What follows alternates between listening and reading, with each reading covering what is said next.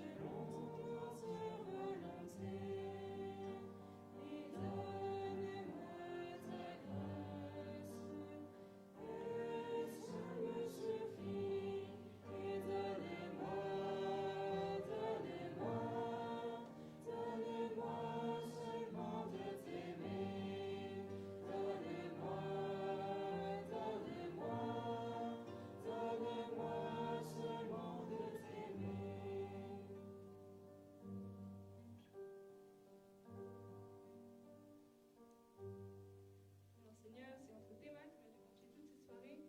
Viens, Esprit Saint, guide Sœur Catherine dans ce qu'elle va nous dire et ouvrir nos cœurs à ta parole.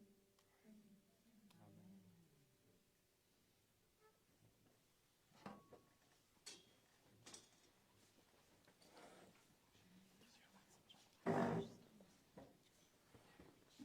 Bonsoir, j'espère que vous avez passé un bon moment d'accueil, vous avez pris une bonne petite collation pour vous garder éveillés.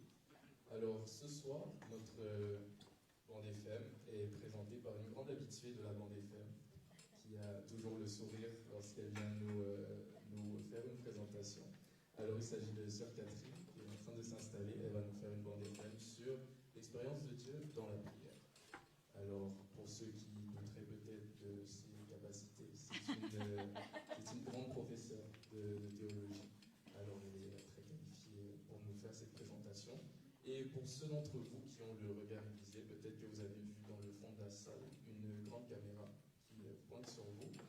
Alors, ce soir, Martine nous filme un documentaire sur l'héritage spirituel au Québec, à travers la laïcité et surtout à travers la prière. C'est pour ça qu'elle est présente avec nous ce soir pour cette bande FM.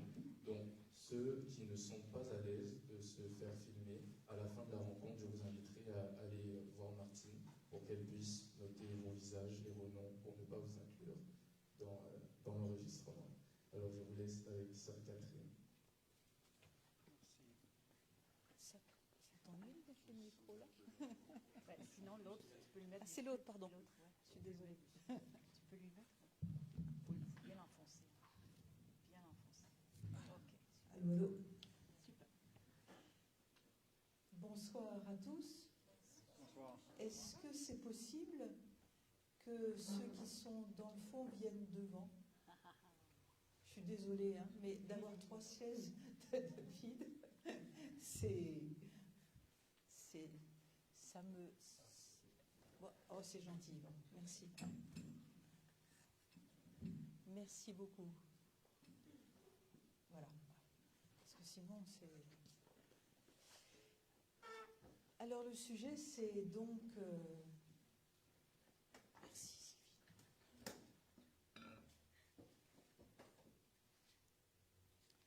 C'est toujours impressionnant de parler de la prière, parce que parler de la prière, c'est parler de quelque chose qui qui n'est pas de l'ordre des concepts, qui n'est pas de l'ordre de l'intelligence rationnelle, qui est de l'ordre de l'intelligence du cœur.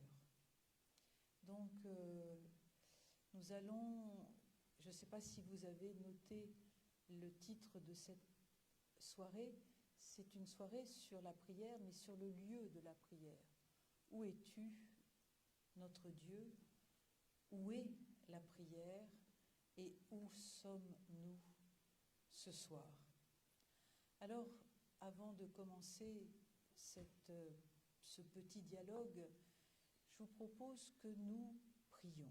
Nous avons prié, et je remercie beaucoup Anne-Cathéry qui nous a fait des chants absolument splendides, et Teresa. Et donc, je vais m'asseoir devant vous, et puis nous allons prendre un moment d'intériorisation pour écouter celui qui nous parle. Est-ce que je peux prendre une chaise qui est là? Voilà, merci.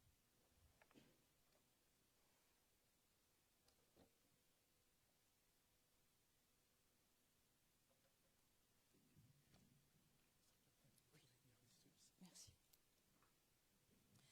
Alors, je vous propose de vous asseoir les deux pieds par terre, de vous redresser, d'être confortable sur votre chaise, de telle sorte que vous ayez une attitude d'éveil, les pieds bien ancrés par terre, vos épaules qui sont ouvertes, vos mains tranquillement sur les genoux. Et nous allons commencer par fermer les yeux, tout simplement, pour essayer de lâcher prise du regard des autres, du regard de là où nous sommes. Nous entrons petit à petit dans un autre lieu, un lieu qui n'est pas celui de l'extériorité, qui est ce lieu plus intérieur. Et pour cela, je vais vous proposer tout simplement de rendre visite d'abord à certaines parties de notre corps. Tout d'abord, les pieds. Je vous propose de mettre votre attention sur vos deux pieds. Dans la Bible, il est dit que les pieds, qu'ils sont beaux, les pieds de ceux qui annoncent la nouvelle. C'est dans le prophète Isaïe. Rendons grâce à Dieu pour nos pieds qui nous portent toute la journée et qui nous ont portés pendant toutes ces années. Il suffit d'avoir mal aux petits doigts de pied pour savoir combien les pieds sont importants pour que nous puissions cheminer, pas seulement extérieurement, mais intérieurement. Et puis nous montons aux genoux. Je vous propose de toucher vos genoux. Les genoux dans la Bible, c'est très important. C'est le lieu de la force. Quand nous avons peur, dit encore une fois le prophète Isaïe, nos genoux fléchissent, ils fondent comme de la cire. Et donc quand nous sommes remplis de la force de Dieu, nos genoux sont fortifiés et donc notre être intérieur est fortifié. Le genou en hébreu se dit Berek, qui est de la même racine que Barouk, la Beraka, c'est-à-dire la bénédiction. Le genou, c'est le lieu de la bénédiction. C'est le lieu de l'engendrement, de la descendance. Les ancêtres de la Bible mettent leurs petits-enfants sur les genoux pour dire « ils font partie de ma descendance ». Plier les genoux à la messe, plier les genoux dans sa chambre pour prier, c'est dire à Dieu je remets ma force entre tes mains. Et puis nous montons la colonne vertébrale. Je vous propose d'imaginer chacune de vos vertèbres qui s'empilent les unes sur les autres jusqu'à la nuque pour que nous nous dirigions vers le ciel. La colonne vertébrale, c'est notre axe physique, mais pas seulement, c'est notre axe spirituel. Nous sommes faits pour être tournés vers le ciel.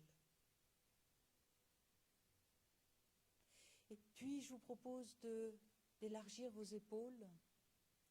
Les épaules, dans la Bible, c'est le lieu de la naissance. C'est le lieu de l'aurore. Dans le tableau de Rembrandt, Le retour de l'enfant prodigue, le Père met ses mains sur les épaules de son Fils. Laissons-nous toucher par le Père ce soir. Offrons-lui nos épaules. Déchargeons-nous de ce qui nous pèse. Il porte notre fardeau.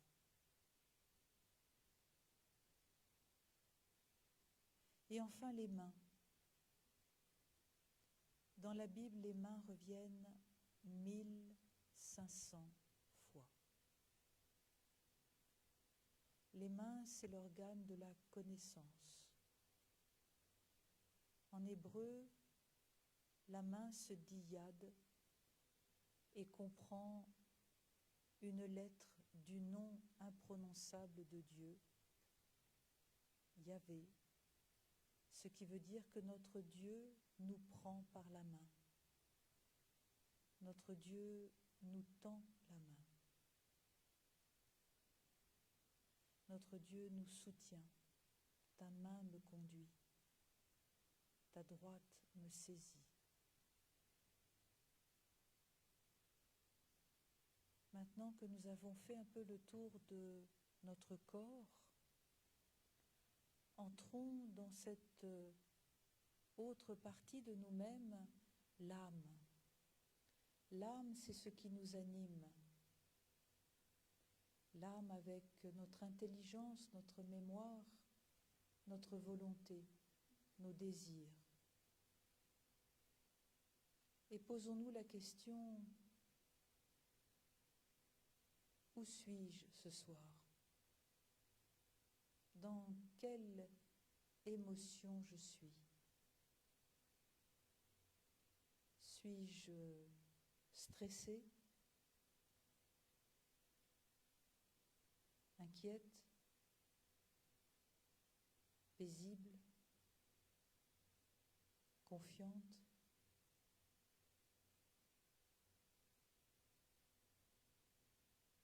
Ouvrons cette émotion à la présence de l'Esprit Saint.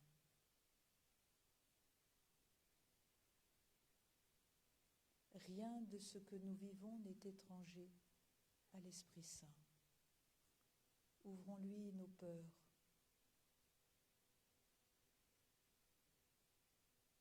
Ouvrons-lui nos colères, nos tristesses. Ouvrons-lui notre confiance, notre joie.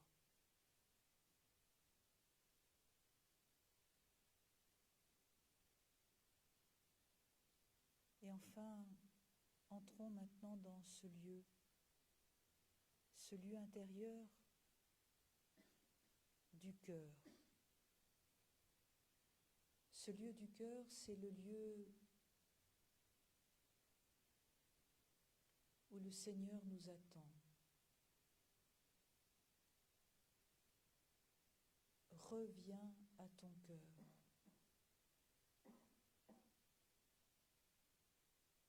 Reviens à ton cœur. Reviens à ton cœur, nous dit la Bible. Arrête de t'agiter, arrête de te perdre. Reviens dans ce lieu, tout au fond de toi-même, dans ce lieu de lumière, dans ce lieu où tu es attendu.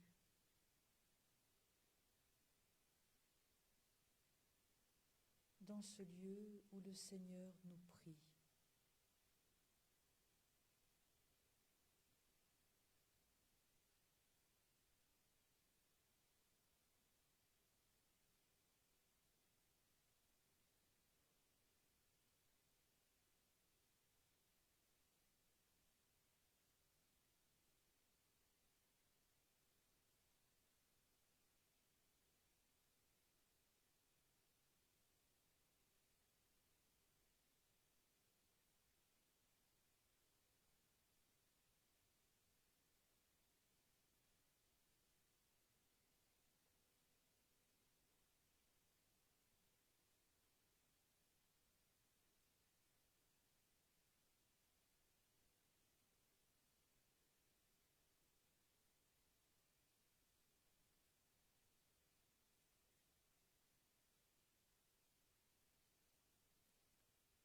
Et je vous propose que nous restions dans ce lieu pour écouter ces quelques mots sur la prière.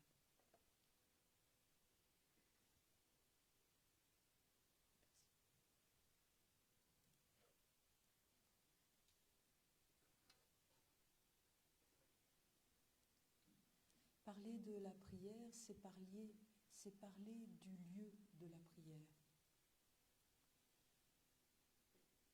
Où est-elle, la prière? Où est Dieu? Où sommes-nous? Dans la Bible, la question du lieu, elle revient tout le temps. Notre Dieu ne nous fait pas la morale, jamais. Notre Dieu nous demande « Où es-tu » ?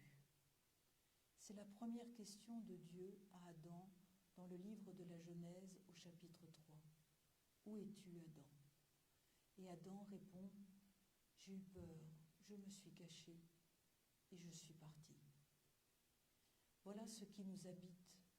Pourquoi nous sommes éparpillés? Parce que nous avons peur, nous avons d'autres préoccupations. Nous pensons que l'essentiel est ailleurs. L'essentiel, il est au-dedans de nous. C'est le voyage le plus important, le plus long et le plus douloureux et joyeux. Revenir à soi-même. Je vous donne 3 exemples pour commencer. Le premier exemple, c'est l'exemple tout simple de Bernadette à Lourdes. Lourdes, il y en a qui connaissent, il y en a qui ne connaissent pas. Bernadette, Lourdes, ça vous dit quelque chose? C'est dans le sud de la France, il y a des apparitions de Marie. Au siècle, il y a 150 ans, Marie est apparue plusieurs fois à Lourdes. Et à la 7e apparition, Marie demande, la Mère de Dieu, demande à Bernadette de s'agenouiller par terre et de creuser avec ses mains, de creuser dans la boue. Alors une première fois, Bernadette, cette petite fille de 12, 13 ans, 14 ans, je ne me rappelle plus, mais très jeune, elle prend la terre pleine de boue une première fois. Marie lui dit « continuez une deuxième fois, encore une fois, une troisième fois, et finalement, au bout de la 4e fois, l'eau surgit. Cette eau de Lourdes, elle était déjà là. Ce n'est pas un miracle, elle était déjà là, cette eau. Mais il fallait simplement la remettre à la lumière. Cette petite conférence de ce soir, c'est ça ce que nous faisons. Nous allons creuser en nous, parce que la source, elle est déjà là. Et il nous faut, comme dit Étienne Soum, retirer des cailloux de notre source pour que cette source intérieure, cette lumière de Dieu jaillisse. Alors, je vous propose un exemple, un témoignage de Pierre. Pierre, c'est un de mes amis qui est décédé maintenant. Pierre, à l'époque, 49 ans, c'est vieux déjà pour vous, oui. 49 ans, il est marié, il a 7 enfants. Il est agriculteur à Troyes, si ça vous dit quelque chose. Et il est engagé dans toutes les associations chrétiennes. Association des parents chrétiens, les agriculteurs chrétiens, etc. Donc quelqu'un d'engagé, donc quelqu'un de chrétien, donc quelqu'un qui s'engage dans des tonnes d'associations. Il fait une retraite avec sa femme, la retraite des jésuites pendant 30 jours. Au milieu de la retraite, le jésuite leur dit « Vous allez partir pendant une journée et vous allez, la seule consigne, tout seul, vous allez demander à l'Esprit Saint qu'il vous parle. » Alors, Pierre, c'est un ancien chasseur alpin, c'est-à-dire un militaire qui marche comme Emmanuel, quelqu'un qui a de l'entraînement, et donc il part et il fait en 4 heures 20 kilomètres. Il est 12h30. Et là, il s'arrête, j'ai faim, dit-il. Et il n'y a rien à l'horizon. Dans un tournant, un jeune garçon qui descend prudemment à vélo, je lui fais signe pour qu'il s'arrête et je lui demande « Tu habites là ?»« Oui, là-haut. Tu m'invites à déjeuner ?» Et l'autre lui dit « Ça va pas, imbécile ?» Alors, le voilà planté, Pierre, le ventre vide, pas une maison à l'horizon, quelqu'un qui vient de l'insulter. Et il se dit « Si j'étais chez moi, je serais en train de regarder tranquillement la télévision, assis dans un fauteuil. » Tandis que là, je me rappelle la phrase du jésuite, « L'Esprit Saint vous parlera aujourd'hui. » Alors, j'ose alors dire, « Seigneur, parle-moi. » D'habitude, j'écoute les informations, mais là, c'est le silence. J'entends alors une petite voix intérieure qui me dit « Tu es triste ? » « Oui, Seigneur. » « Tu es seul ? » « Oui, Seigneur. » Eh bien, moi, ça fait 49 ans que je vis en toi et je suis prisonnier. Je suis triste et seul aussi. J'ai besoin de tes oreilles pour entendre ceux qui appellent, tes yeux pour voir ce que tu rencontres, ta bouche pour parler.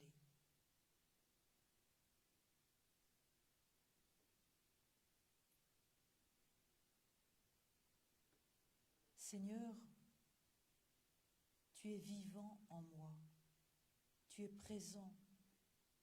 Je peux te demander à cet instant précis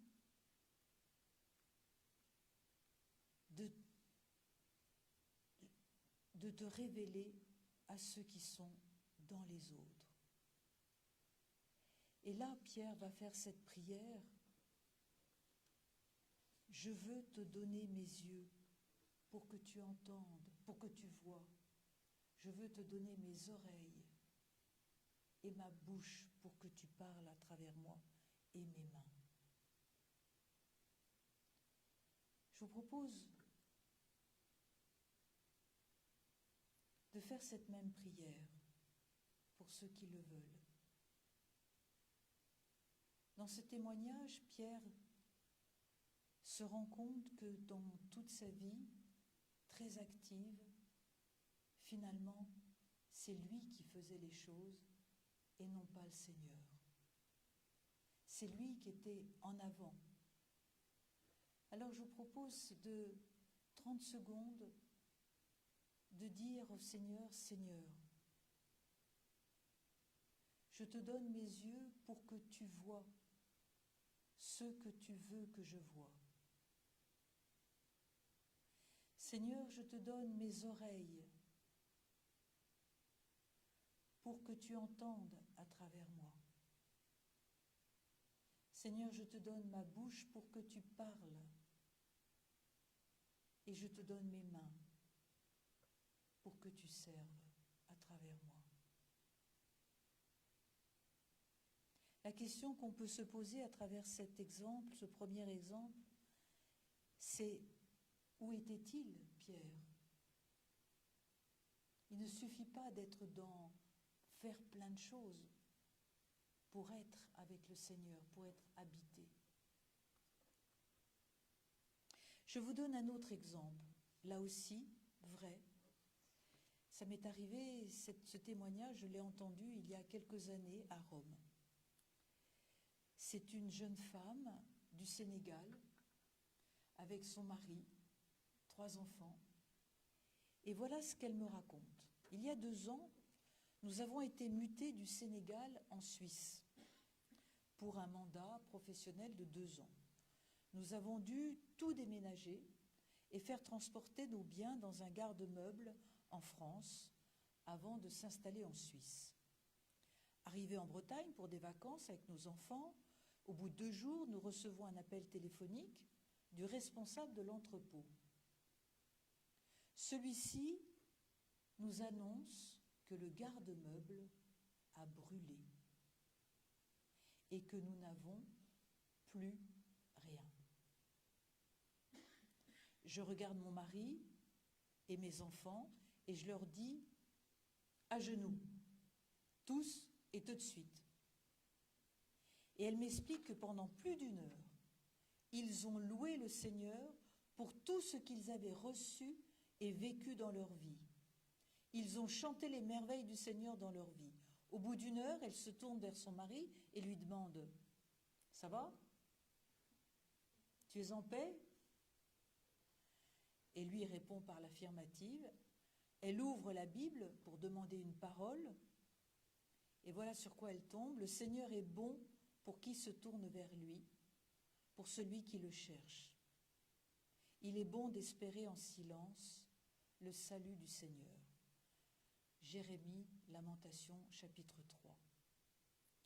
Alors Marie-Thérèse, elle s'appelle Marie-Thérèse, m'explique que pour éviter de répondre aux explications de sa famille, pendant 15 jours, ils ont gardé le silence sur tout ce qui était arrivé. Et de cette manière, ils ont enraciné la grâce reçue. Leur vie a été transformée. Ils n'ont pas cherché à acheter d'autres choses pour remplacer ce qu'ils avaient perdu, et ils ont fait l'expérience de la providence du Seigneur pour eux. Où est Dieu? Dieu est là où on le fait entrer. Où es-tu? Où es-tu, homme? Qu'est-ce que c'est que cette question de Dieu à chacun de nous? Une question que chacun de nous, nous posons quand nous prenons notre téléphone et nous demandons « T'es où ?» C'est pas ça que vous posez comme question quand vous « T'es où ?» En Italie, dove sei? C'est la première question qu'on pose. Une question qui paraît anodine, mais on ne parle pas de la même façon si on est dans le métro, dans un magasin ou dans un fauteuil. Il faut un lieu pour entrer en conversation. La question du lieu, bien évidemment, quand Dieu demande à Adam « Où es-tu ?», ce n'est pas une question géographique. Qu'est-ce que le Seigneur demande à Adam? Qu'est-ce que le Seigneur me demande ce soir? Où en es-tu? Où en es-tu de ta relation avec les autres? Où en es-tu de ta relation avec toi-même? Où en es-tu de ta relation avec le Père.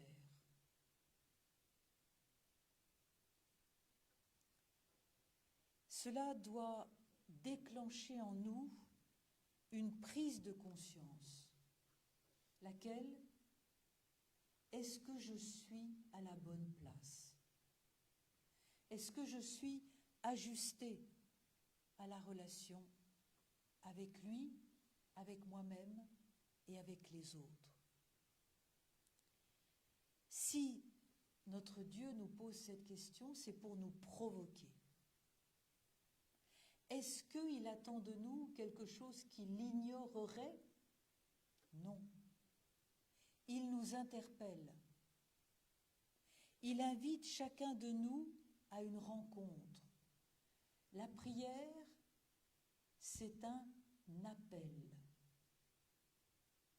La prière, c'est un appel. La prière, c'est une écoute. Ce n'est pas d'abord moi qui parle. Notre Dieu, toute la Bible nous le dit, notre Dieu nous parle. Et la preuve qu'il nous parle, c'est qu'à chaque page de la Bible, qu'est-ce qu'il est dit? Écoute Israël. Écoute Israël. Écoute. Si notre Dieu nous dit écoute, ça veut dire qu'il a une parole à nous dire. Est-ce que nous y croyons? Est-ce que nous croyons que nous sommes priés? Est-ce que nous croyons que nous sommes créés pour la prière? Oui, vous avez bien entendu. Nous sommes tous créés pour prier. Parce que notre vocation profonde, c'est d'être dans un dialogue. Jésus n'arrête pas de nous dire « Priez sans vous lasser. Priez et vous obtiendrez. » Pourquoi est-ce que c'est important de prier? Parce que prier nous redonne notre vocation profonde. Et notre vocation profonde, c'est quoi? C'est d'aimer. Dieu est amour. Dieu est lumière. Dieu est joie. Dieu est prière. Notre Dieu est prière. Il nous prie de prier.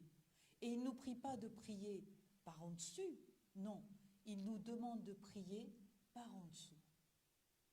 Qu'est-ce que ça veut dire? Pensez au lavement des pieds. Quand Jésus lave les pieds de ses disciples, est-ce qu'il se met par-dessus? Il se met par en dessous. Quand le Seigneur interpelle Caïn, qui risque de tuer son frère, qu'est-ce qu'il lui dit? Pourquoi es-tu en colère? Pourquoi le visage abattu? Notre Dieu est un mendiant de nous. Notre Dieu est à la recherche de chacun de nous. Pourquoi? Pour que nous soyons heureux. Pour que nous soyons heureux. Pour que nous soyons féconds. Pour que nous portions du fruit. Non pas un fruit tel que nous voudrions. Je sais que vous êtes en train de faire des études et que vous voulez, et c'est bien logique, gagner de l'argent, avoir un poste, avoir une situation, être reconnu, bien évidemment. Mais au fond du fond, qu'est-ce qui est le plus important? Avec quoi allons-nous rencontrer le Seigneur au ciel, dans l'au-delà? Avec nos diplômes? Avec tout ce qu'on aura gagné d'argent? Non. Nous entrerons dans l'éternité avec notre poids d'amour. Toutes les actions que nous avons faites dans l'amour, c'est ça notre poids d'amour. Alors, laissons-nous interpeller. Comment comprendre cette interpellation? Où es-tu? Où en es-tu à l'intérieur de toi-même? Saint Augustin nous dit, « Où es-tu, Yvan ? Je suis chez toi, mais impossible de te rencontrer, tu n'es chez toi que de passage. » Voilà ce que dit Saint Augustin. Nous sommes autre part. Nous sommes au cinéma, nous sommes dans notre cinéma intérieur, nous sommes dans nos projets. Où sommes-nous ?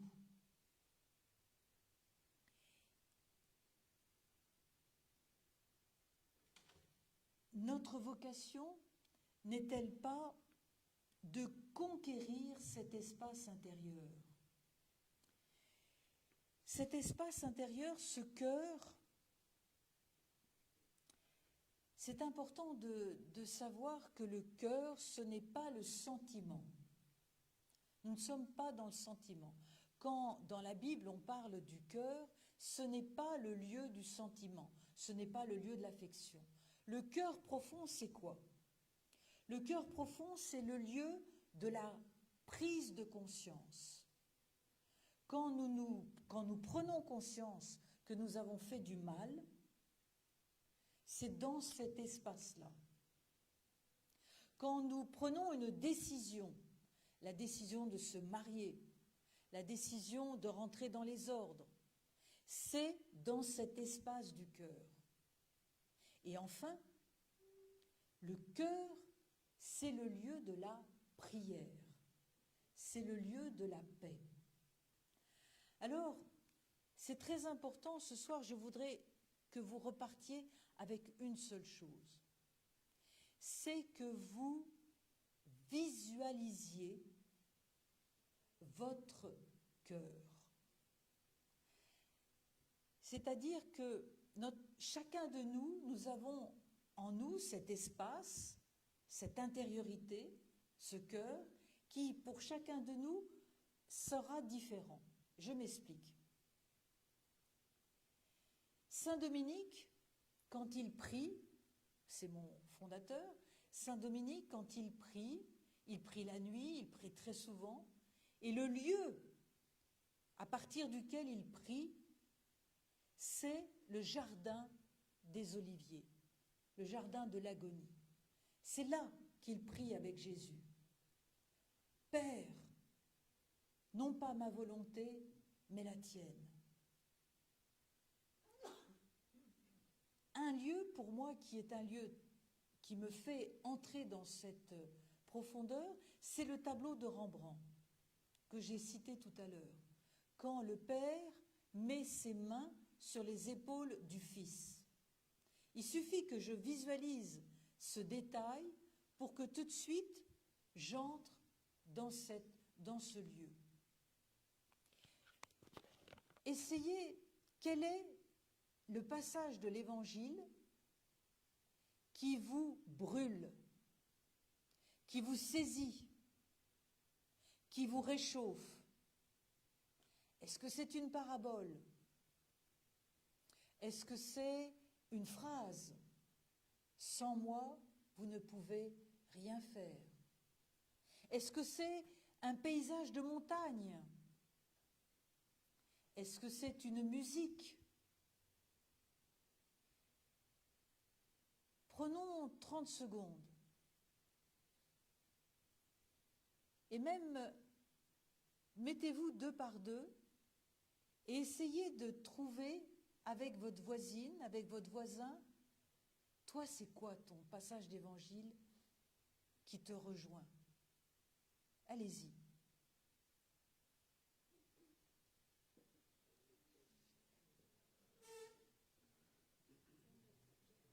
Ça peut être une phrase de verset.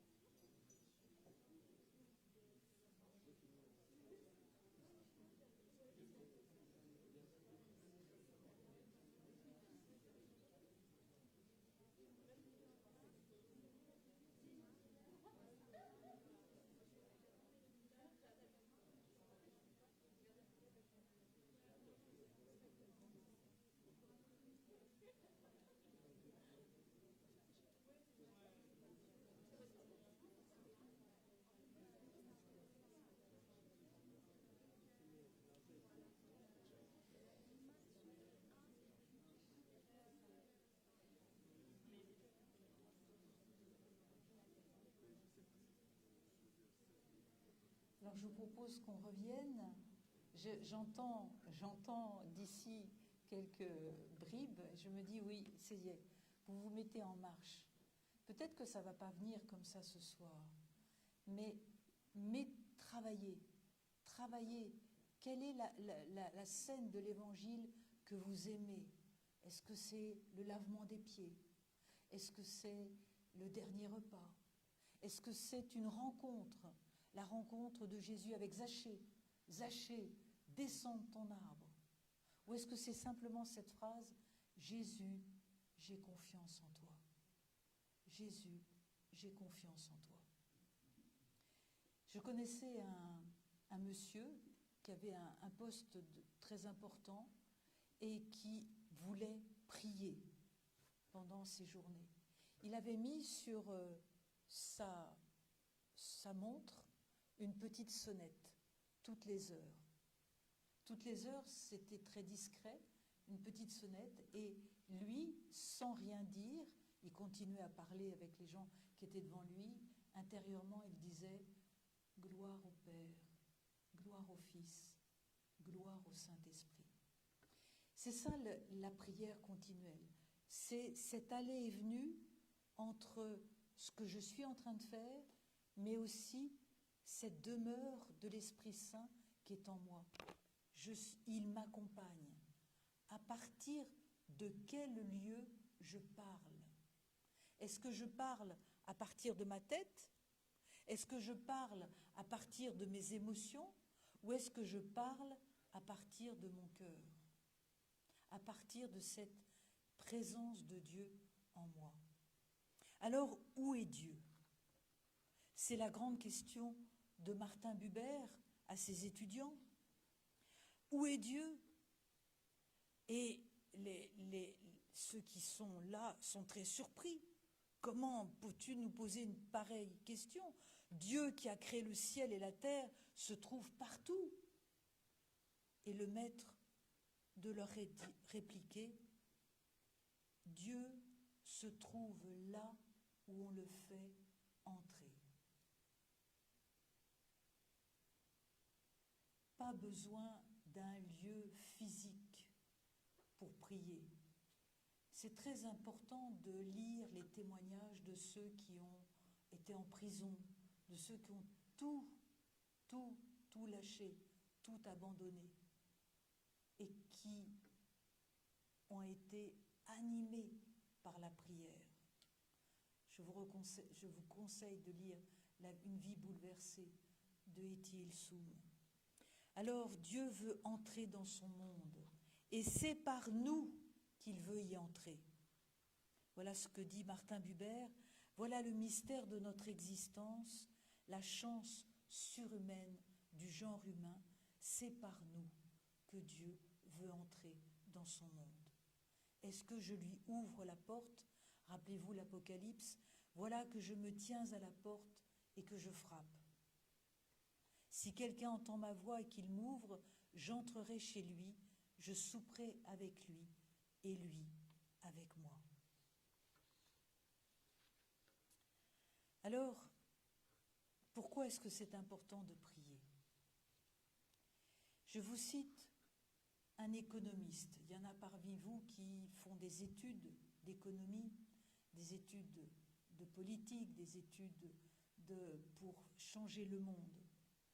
Et voilà ce que disait cette personne que j'ai eu la chance d'interroger. Elle disait ceci: face au régime économique, les autorités spirituelles n'ont-elles pas une mission de vigile, de veiller? À l'origine de la pensée de l'économie du marché, pour ceux qui ont fait ces études, il y a un homme que vous connaissez bien qui s'appelle Adam Smith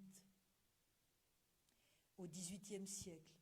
Et il mettait en évidence deux valeurs morales qui doivent être dans la société. L'une s'appelle la sympathie. Vous avez bien entendu. La sympathie, c'est-à-dire le respect d'autrui. Je te respecte et donc il y a des choses que je ne fais pas. Et l'autre, disait encore Adam Smith, la maîtrise de soi. Vous avez bien entendu, la maîtrise de soi, c'est-à-dire une certaine sobriété dans l'appréhension des biens de ce monde. Et ce journaliste disait, si notre société devait perdre ses repères, c'est-à-dire la sympathie et la maîtrise de soi, on ne peut pas exclure que le régime d'économie de marché se dévergondrait. Est-ce que ce n'est pas ce à quoi nous assistons aujourd'hui? Et il disait encore, je crois que les autorités spirituelles dans le monde doivent montrer aux sociétés que les mécanismes d'une économie de marché, susceptibles d'élever le niveau de vie de toute l'espèce humaine, ces mécanismes ne fonctionnent plus s'il n'y a pas un certain nombre de valeurs spirituelles entretenues par la société elle-même. L'Église, nous, chrétiens, protestants, catholiques, nous devons veiller à ce que ces valeurs soient présentées, exhortées, expliquées. Et là, nous avons une mission.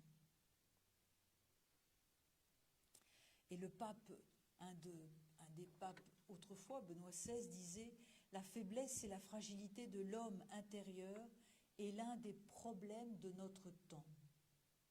C'est pourquoi l'intériorité se doit d'être développée au moyen de la perception du cœur. C'est cela que nous essayons de vivre ce soir. Fortifier son homme intérieur, fortifier son lieu intérieur, le connaître, entreprendre un voyage vers son intériorité. À partir de quoi je prends mes décisions? À partir de quel lieu je décide d'acheter ça ou pas? À partir de quel lieu intérieur je vais m'orienter dans telle direction professionnelle? Est-ce que c'est un lieu d'amour, de service, de prière? C'est pour ça que nous prions ce soir, pour visiter ce lieu, pour le rendre vivant. Est-ce que nous sommes habités?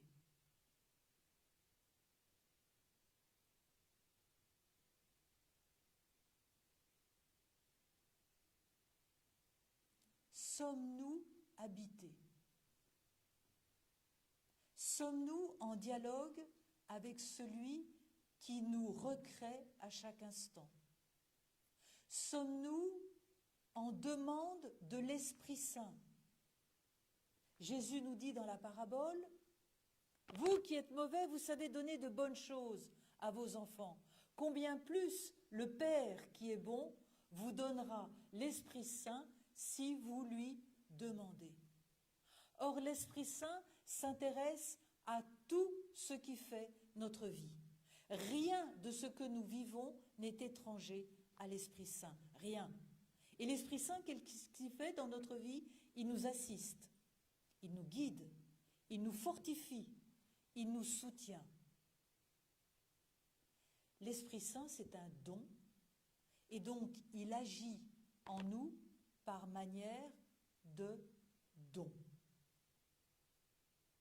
Et si nous lui demandons de prier, il nous donnera cette prière.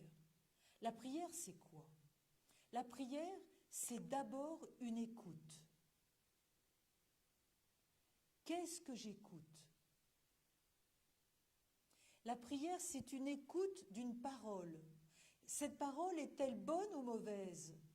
Elle est bonne, parce que notre Dieu ne dit que des bonnes choses sur nous. Il nous dit, ça c'est Henry Nouwen, si vous connaissez cet auteur anglais, il nous dit que l'Esprit Saint, sans cesse, nous dit une parole tu es mon enfant bien-aimé.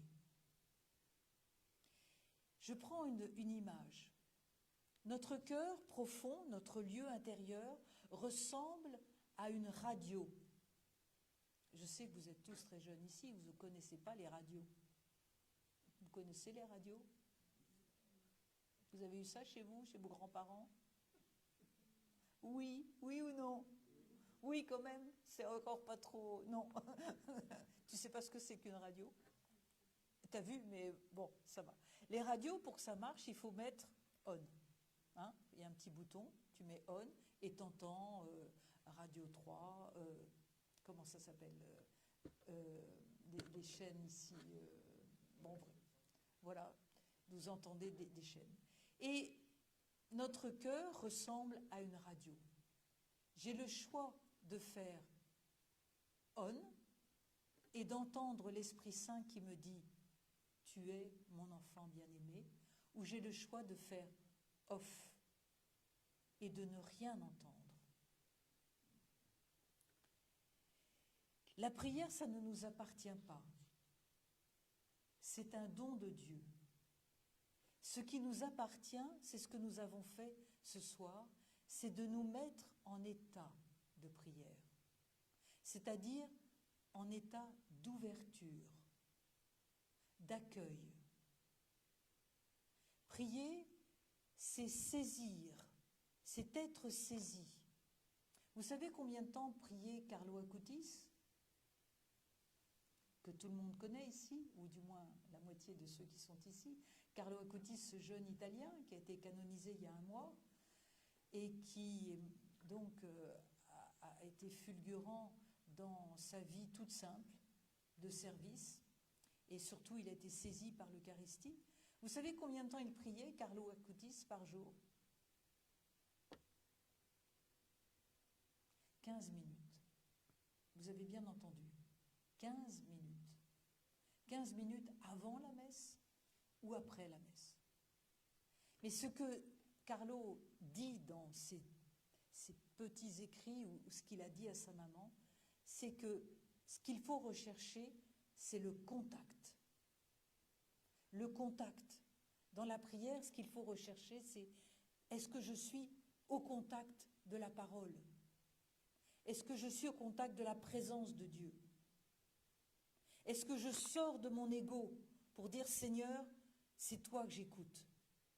Parle, Seigneur, ton serviteur écoute. Alors il y en a qui sont en train de me dire oui, mais moi je n'entends rien. Moi non plus, vous inquiétez pas. C'est pas aussi clair que ce que je suis en train de vous dire. Mais on sent la présence. On sent que dans la journée, c'est là qu'on doit aller et pas là. C'est ça ce qu'on doit dire ou ne pas dire. Mais il faut se mettre, il faut se brancher, il faut se mettre au contact. Alors, dis-moi comment tu pries. Dis-moi comment tu pries et je te dirai qui est ton Dieu. Est-ce que nous avons appris à respirer? Non. Est-ce que nous avons appris à dormir?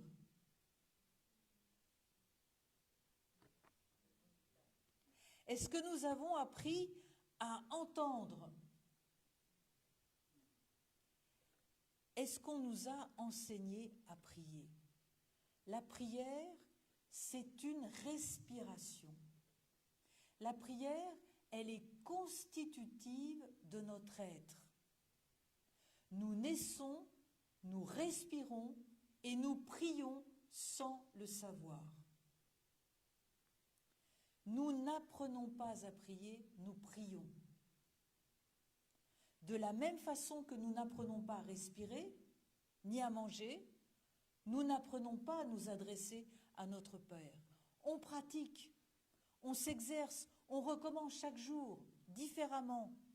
Il n'y a pas de formule pour prier. Il n'y a pas de précepte, de règle. Lorsque vous êtes tombé amoureux, ça vous est tous arrivé? Ah, ça y est. Lorsque vous êtes tombé amoureux ou amoureuse, est-ce que vous avez appris comment il fallait faire pour s'adresser à votre futur, à votre ami, votre compagnon. Non, on y va. La prière, c'est de jour après jour trouver le la. Le la, la bonne note dans la relation avec Dieu, la note juste. La prière, c'est de nous accorder, être dans l'accord, être sonner juste, dans la bonne harmonie. La prière, c'est la rencontre de deux libertés.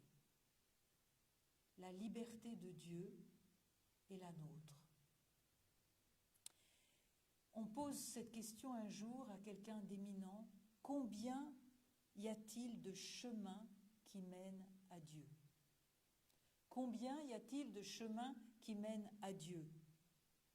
Et le cardinal Ratzinger répond, autant qu'il y a d'êtres humains. Vous avez bien compris? Autant qu'il y a d'êtres humains. C'est-à-dire qu'ici, ce soir, il y a autant de chemins qui mènent à Dieu qu'il y a de participants.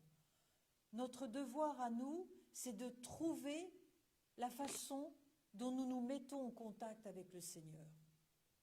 Et c'est différent pour chacun de nous. Ce qui est important aussi pour être prière, pour être dans la prière, c'est de faire mémoire de son expérience spirituelle. Je m'explique. Ici, tous, vous entendez bien, tous, nous avons fait une expérience de Dieu. À 3 ans, à 4 ans, à 5 ans, à 6 ans, à 7 ans, à 8 ans, tous, nous avons fait une espèce d'expérience fulgurante d'une visite de Dieu. Est-ce que vous vous en souvenez? Oui, il y en a qui disent oui. Cette expérience de Dieu, il faut que vous la nourrissiez. Ça veut dire quoi? Que vous devez y revenir et y revenir. Pourquoi? Parce que c'est cette expérience de Dieu qui vous met dans le lieu intérieur. Pourquoi j'essaye par tous les moyens de vous parler, d'entrer dans votre cœur? Parce que ce n'est pas facile. Il y a des moines qui vont passer leur vie entière à chercher ce lieu du cœur. Il y a des gens qui ne le trouveront jamais. C'est une grâce. Et parmi les choses que je vous ouvre, l'expérience que l'on a faite un jour va me permettre de revenir dans ce lieu, d'entendre ce qui se passe. Une autre piste qu'il faut ouvrir pour retrouver la prière. J'ai bien dit pour retrouver la prière. Non pas pour la trouver, parce qu'elle est déjà là en nous, la prière, comme la source est déjà là. Une autre piste pour retrouver la prière, c'est de partir de ses faiblesses. Prier à partir de ce qui ne va pas. Prier à partir de ses échecs. Prier à partir de ses trahisons. Prier à partir de son orgueil. Prier à partir de ce qui en nous n'est pas terrible. Dans la nature, c'est toujours ce qui n'est pas terrible qui donne le plus de fruits. Exemple, les meilleurs champignons poussent sur du fumier. Les plus beaux nénuphars poussent dans des temps où il y a des marécages. La pénicilline, elle est née à partir de la gangrène. C'est une loi de la nature. Ce qui est pourri ce qui semble pourri, ce qui semble moche, c'est à partir de là qu'il y a de la fécondité. Eh bien, au niveau spirituel, c'est pareil. Nous ne grandirons dans la prière que si nous épousons ce qui ne va pas en nous, que si nous nous réconcilions avec ces zones d'obscurité. Nous en avons tous. Si nous les reconnaissons, nous allons pouvoir être lumineux. Est-ce qu'il y en a parmi vous qui ont déjà écrit ou fait des icônes? Non. Personne n'a fait d'icône. Alors les icônes, j'espère qu'un jour nous en ferons. Moi non plus, j'en ai pas fait, mais je sais comment ça se passe. L'icône, vous savez ce que c'est qu'une icône? Oui ou non? Plus ou moins? Une icône, ça ressemble à ça. Ça, ce n'est pas tout à fait une icône. C'est plus petit. L'original est plus petit, mais c'est un tableau. Il n'y a pas d'icône ici?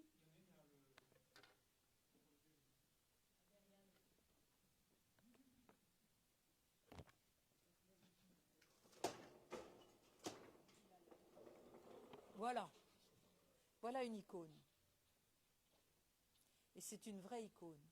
C'est l'icône de la Trinité. Alors comment on commence une icône? On commence avec du bois et on taille le bois. Et la première couche de peinture, elle est noire. Vous avez bien entendu. On passe une couche de peinture noire, marron. Et c'est petit à petit, et ça sera le professeur que vous aurez, qui va vous apprendre à partir de l'obscurité, le visage de Jésus va petit à petit, le visage de la Trinité va petit à petit jaillir. Nous prions à partir de nos obscurités, à partir de ce qui ne va pas. Je sens qu'il faut que je termine, oui. Je vois les... Alors je termine. Je termine avec quoi je vais terminer? Oui. Oui. Voilà. Merci. L'Esprit Saint crie en nous un seul mot. Abba. Ignace d'Antioche, quand il a été, c'est un saint du IIe siècle, il a été donné au lion. Et voilà ce qu'il dit juste avant de mourir. Une eau vive murmure en moi, viens vers le Père.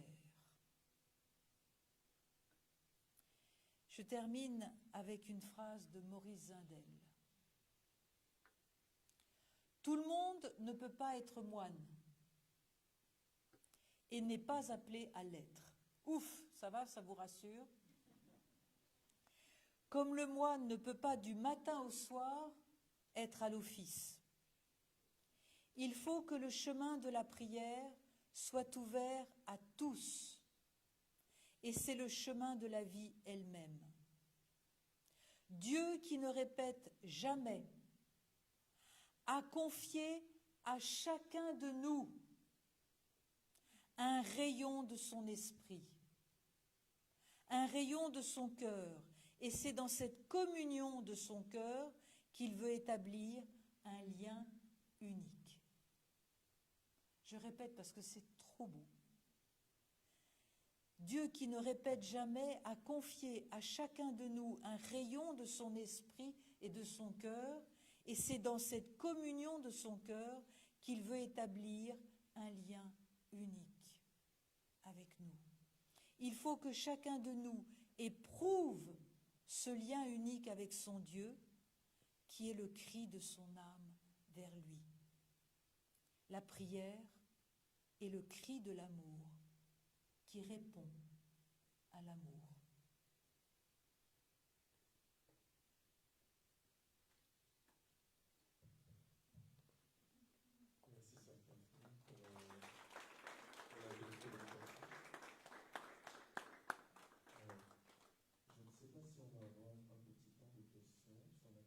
On chante Abba. On va d'abord avoir un chant.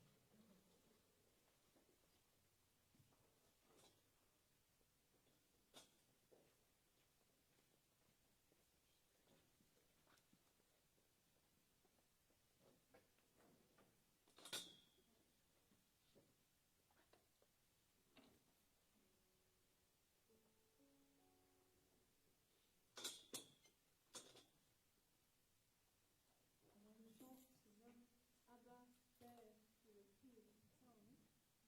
Si vous connaissez, chantez avec nous. Même si vous ne connaissez pas, chantez aussi si vous voulez. Avant le chant qui créa l'univers, bien avant l'esprit qui planait sur la terre, bien avant que tu me formes de la poussière, tu rêvais du jour où tu pourrais m'aimer. Avant que le premier battement de mon cœur, bien avant que je m'éveille à ta douceur, bien avant mes doutes, mes joies et mes douleurs, tu rêvais du jour où je pourrais t'aimer. Tu rêvais du jour où je pourrais t'aimer. Ma Père, je suis à toi. Ah, ma Père, je suis à toi. Ah, ma Père, je suis à toi. Ah, ma Père, je suis à toi.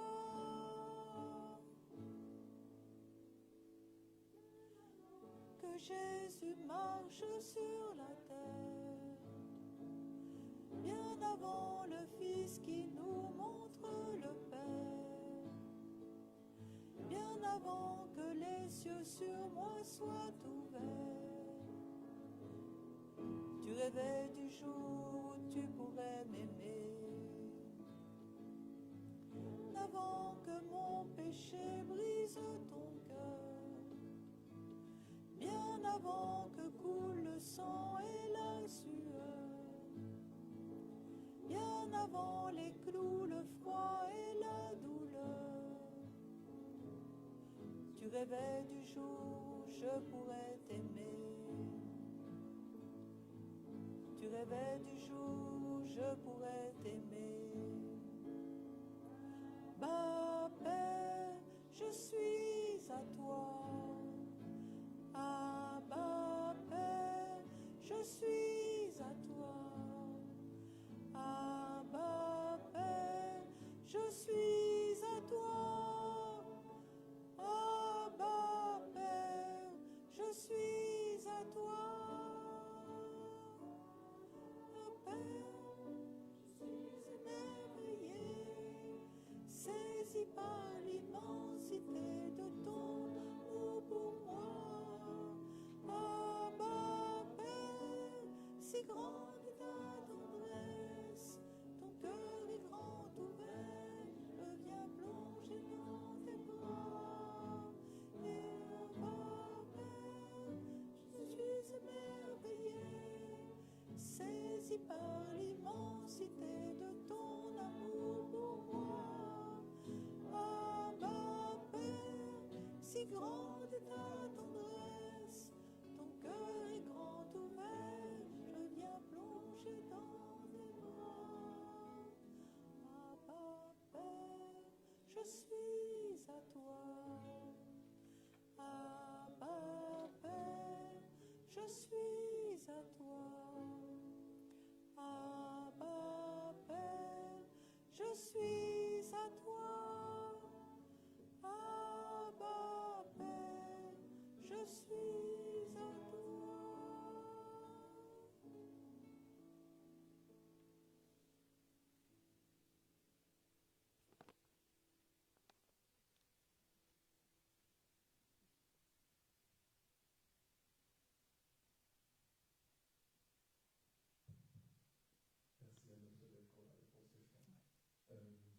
avoir un petit temps de questions pour Sœur Catherine. J'aimerais vous laisser, s'il vous plaît, quelques secondes pour ne pas m'aider à chaque fois pour tendre le micro et que tout le monde puisse écouter votre question. Merci. Merci pour la présentation. Je sais que il y a tellement de choses qui ont été dites tout à l'heure que c'est difficile de choisir des questions, mais je vais essayer d'être très bref. Première question, tout à l'heure, vous disiez que c'était important d'être ajusté. Est-ce qu'on est ajusté avec soi? Est-ce qu'on est ajusté avec les autres, avec Dieu? J'aimerais peut-être que vous précisiez qu'est-ce que vous entendez par ajuster. Ça veut dire quoi? Ça veut dire quoi ajuster? Est-ce qu'il faut l'être toujours? Est-ce que parfois on peut ne pas tomber dans une forme de pression pour être toujours ajusté avec soi, avec les autres, avec Dieu, et comment ne pas en faire une pression, justement. Merci beaucoup. Quelle belle question. Alors, je vais essayer de répondre. Quand je dis ajuster, je pense à un violon. Le violon, pour qu'il sonne juste, il faut qu'il soit accordé. Je pense que c'est ça notre vie, que nous sonnions juste. Alors, est-ce que c'est une pression? Je pense que pour un musicien, c'est pas une pression, c'est une obligation, quoi. Son violon doit sonner juste. Donc c'est plus de l'ordre d'une finesse spirituelle pour être un peu en retrait et puis s'accorder à ce que disent les autres, s'accorder à là où je suis en ce moment. C'est pas une pression, je crois pas. Mais est-ce qu'il y en a qui veulent peut-être dire si ça peut être une pression? Moi, je le dis du haut de mon âge. Je suis un peu plus âgée, donc il y a des choses qui sont parties, quoi. Mais peut-être que ça peut être une pression pour certains. Oui. Tout à l'heure, vous disiez aussi que la prière, c'est une parole, c'est une respiration, c'est la rencontre de deux libertés. Peut-être que vous l'avez un peu abordé. Tout à l'heure, vous avez donné l'exemple d'une personne qui récitait un gloire à Dieu à chaque Oui. heure. Ça, c'est comme une manière d'intégrer une forme de prière dans son travail. Oui. Ce qui est différent de rendre son travail comme une forme de prière. Oui. Ma question, c'est plus par rapport à ça. Comment faire de notre travail ou nos études une forme d'expérience de prière quand on peut parfois expérimenter des paroles blessantes, un environnement toxique qui nous empêche de respirer, ou des personnes qui accaparent notre liberté, ou même parfois on peut se laisser, ça peut se passer tellement très bien, on peut s'endormir sur nos lauriers et qu'on n'est plus capable d'écouter la parole avec un grand P. Donc, comment rendre nos activités professionnelles et étudiants comme une forme d'expérience de prière dans ce genre de situation? C'est le défi de chacun de nous. Hein. Ce n'est pas seulement le défi d'un étudiant, c'est le défi de chacun de nous ici. C'est comment être dans le quotidien un instrument de prière. Il n'y a pas de recette. Moi, je vous dis mon expérience à moi. Ce que j'essaye de vivre, c'est de ne rien commencer sans bénir. C'est-à-dire de demander au Seigneur de bénir mon ordinateur, de bénir ce que je vais écrire, de bénir cette rencontre, de bénir ce passage, etc. Voilà. Je suis aussi très très attentive aux 5 premières minutes de la matinée. Quand je suis encore au lit, le réveil vient de sonner, j'ouvre les yeux, et là, je peux vous dire que toute notre journée, elle se passe dans les 3 premières minutes. Qu'est-ce que je fais? Est-ce que je fais un signe de croix? Est-ce que je dis à toi Seigneur cette journée, ou bien est-ce que je me lève et que je suis déjà dans la douche pour... Il y a des moments comme ça, charnières, le début d'une journée va inscrire quelque chose dans notre psychisme et dans notre vie spirituelle. Alors bien sûr, chacun de nous, nous avons des épreuves. Chacun de nous, nous sommes entourés de gens malveillants, de gens qui nous veulent du mal, de gens qui nous bouffent notre énergie. Qu'est-ce qu'on fait avec ça? Je n'ai pas de solution. Ce que je sais, c'est que ça va on apprend beaucoup plus avec les épreuves que sans épreuves. Les épreuves vont nous dire, vont nous parler de nous-mêmes, vont nous faire entrer dans une connaissance de nous-mêmes. Tu sais, quand tout va bien, on a l'impression qu'on est... Ça va, quoi, on est... Bref, je préfère même pas le dire. Et c'est les épreuves qui vont nous mettre dans notre humanité, dans notre vraie humanité. C'est-à-dire qu'on est capable du bien, mais on est capable du mal. Alors, quand on est dans les épreuves, c'est là où c'est important de plonger. Hein, dans une mer, la mer, MER, il y a des tempêtes sur la surface, et puis tout au fond, si on descend à 10 km en profondeur, c'est calme. C'est ça aussi qu'il faut apprendre. Quand il y a des épreuves, notre sensibilité est très très à fleur de peau, c'est important d'entrer et d'essayer d'être dans cette partie de nous-mêmes qui est plus calme. Ça n'enlève rien à ce que nous vivons. Et là, Jésus, au Jardin des Oliviers, nous apprend beaucoup. Jésus a peur au Jardin des Oliviers, comme chacun de nous. Et il dit, mon Dieu, que cette coupe s'éloigne de moi, c'est-à-dire que cette épreuve s'éloigne. Et la troisième fois, il dira, non pas ma volonté, mais la tienne. Est-ce que les événements ont changé? Non. Les événements sont les mêmes, mais la façon de le traverser va être différente.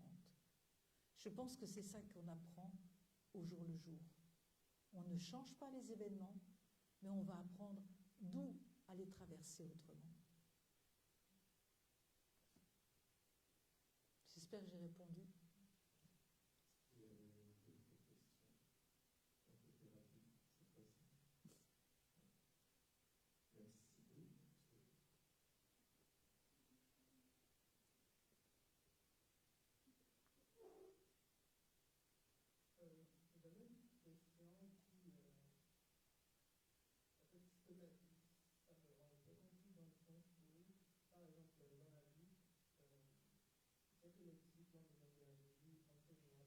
Oui. De notre Père. J'étais sûre. Je l'attendais, celle-ci. Merci, ça veut dire que tu as écouté.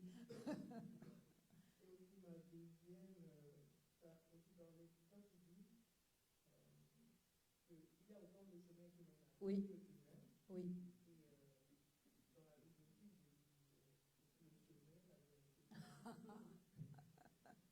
C'est pas la même chose, là, Turib. Alors, merci, Turib, c'est magnifique comme question. Merci beaucoup. Oui, Jésus enseigne à prier, bien évidemment. Et même quand j'ai dit tout ça tout à l'heure, c'est pour dire aussi qu'il y a et je reprends l'expérience de l'amitié ou de l'amour ou de tomber amoureux, on ne calcule pas ce qu'on dit. Ça vient du plus profond du cœur. C'est là que je voulais parler. Mais bien évidemment, il y a aussi... Parce que, pourquoi les apôtres demandent-ils à Jésus « Apprends-nous à prier » Parce que j'imagine que la prière de Jésus devait être fascinante. Je voudrais qu'on se remette dans l'époque de Jésus. Nous sommes donc avec les Juifs, la synagogue, le temple de Jérusalem. La synagogue, les Juifs prient 3 fois par jour. Ils vont à la synagogue. Jésus prie avec la coutume juive. Il prie le Deutéronome, il prie les 18 bénédictions, il prie la Tefila. Et c'est un juif. N'oublions jamais que Jésus est juif. Hein. C'est un juif qui prie avec la tradition juive. Les apôtres prient avec Jésus. Et en même temps, Jésus part la nuit, seul, sur la montagne pour prier. Les apôtres le voient. Donc, il n'est pas tout le temps dans la synagogue. Et donc, il lui demande, mais apprends-nous à prier. Ça veut dire que la prière de Jésus était tellement fascinante qu'il voulait entrer dans le secret de cette prière. Et c'est cela la grande prière de Jésus. Notre Père qui es aux cieux. Bien sûr que c'est la prière du chrétien. Tout est contenu là. Tout est contenu même dans ces deux premières paroles. Notre Père. Abba, Père. Ta deuxième question? Le chemin. Oh ben non, ça je te réponds même pas.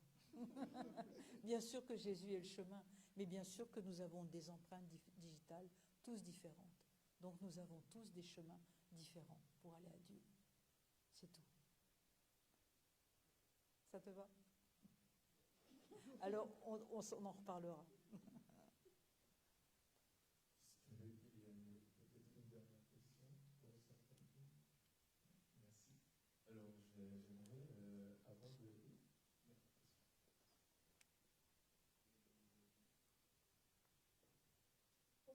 Bonsoir. Moi,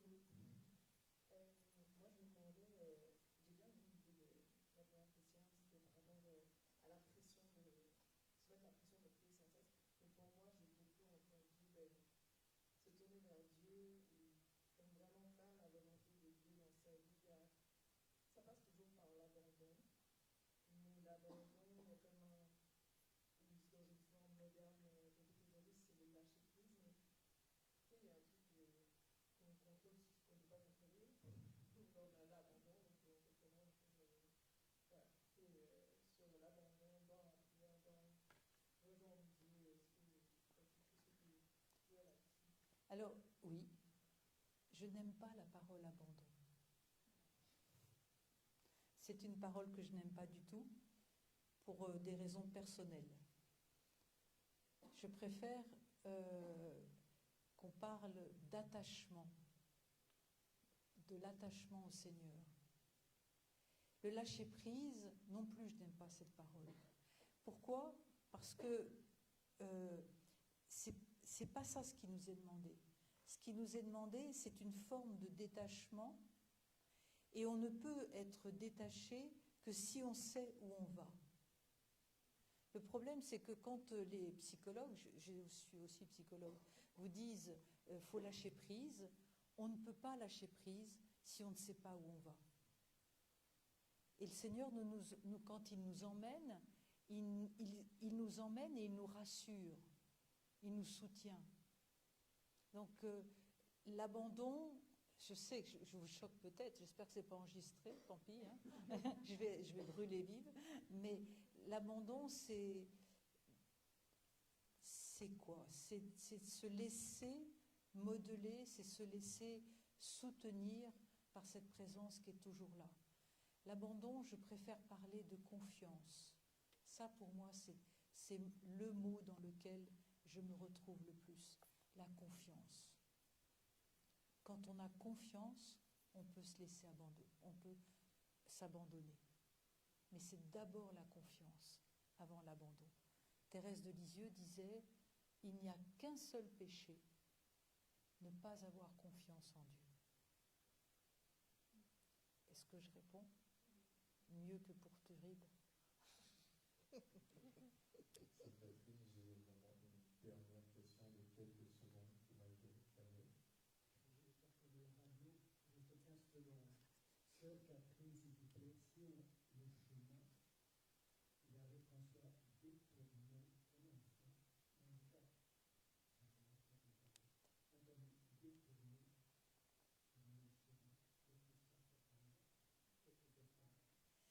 Je répondrai par cette simple parabole que vous connaissez, la parabole de brésilienne, ou sur les traces de pas dans le sable. Vous la connaissez, hein?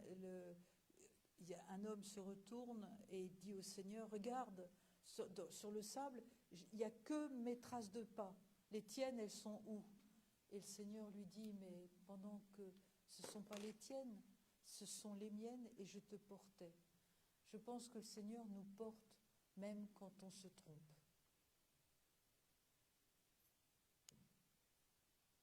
Merci beaucoup. Alors, j'aimerais en même temps vous remercier, Sœur Catherine, j'aimerais vous remercier aussi à tous et toutes de votre présence grandissante au fur et à mesure. Alors, pour le temps des petites annonces, la prochaine bande FM, avant que je vais vous la présenter, ensuite je vais passer le micro à Dominique. La prochaine bande FM, ce sera le 12 novembre. Elle sera présentée par Emmanuel. Et elle sera dans la très belle continuité de ce que Sœur Catherine nous a dit aujourd'hui. On nous a parlé tout à l'heure de l'amour et du cœur.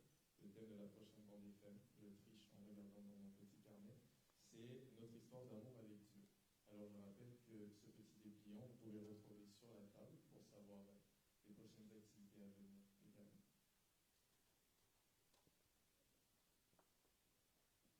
Est-ce qu'il y en a qui sont allés à la messe aujourd'hui ou qui ont lu des textes du jour? Oui. La première lecture, je ne sais pas s'il y en a qui se rappelaient, ça commençait justement par l'Esprit Saint vient au secours de notre faiblesse, car nous ne savons pas Comment prier? et il intercède pour nous en des gémissements Ineffable. ineffables.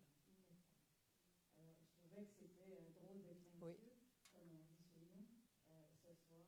Alors, l'Esprit Saint qui vient au secours de notre faiblesse. C'est le thème de cette année dans le groupe biblique. Alors, à travers le groupe biblique, ben, justement, on essaie de se mettre à l'écoute de cette parole que Dieu nous adresse. Alors, ça passe par les Écritures, mais ça passe aussi par le partage avec les autres. Donc, c'est une double façon d'écouter Dieu, comment il s'adresse à nous. Et puis, c'est ça, cette année, à travers le thème de l'Esprit Saint. Prochaine rencontre, 10 novembre. Alors, ce sera un lundi par mois, à tous les deuxièmes lundis du mois. Ce sera pour en ligne, prendre un moment, prier, prendre un texte, partager. Alors, si ça vous intéresse, vous rejoindrez, tout simplement. Vous avez remarqué que pendant la présentation circulait une petite carte qui a été réalisée par un artiste de la fraternité Nathanaël. Donc, j'aimerais la remettre à ça. Merci. Merci à tous d'y avoir inscrit. Merci beaucoup. Yvon, c'est toi qui as embrassé. Merci. Merci. Merci beaucoup. Waouh. Moi, j'ai aidé à ranger au moins la chaise sur laquelle vous avez été assise et nous espérons C'est beau. Merci beaucoup. Merci.